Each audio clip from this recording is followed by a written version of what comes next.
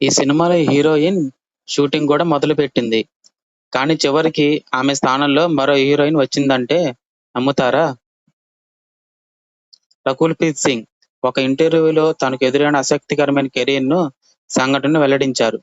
ప్రభాస్‌తో ఒక తెలుగు సినిమాలో ఆమె కొన్ని సన్నివేశాలు షూటింగ్‌లో పాల్గొన్నారు. దాదాపు 4 రోజులు షూటింగ్ చేసిన తర్వాత ఆమెను ఆ సినిమా నుంచి తప్పించి మరో హీరోయిన్‌ని తీసుకున్నారు.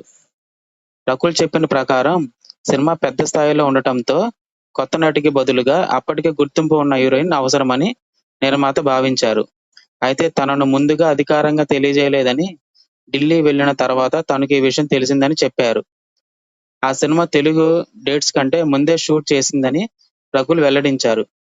తర్వాత ఆమె 'వెంకటాద్రి ఎక్స్‌ప్రెస్'తో టాలీవుడ్‌కి గుర్తింపు తెచ్చుకున్నారు.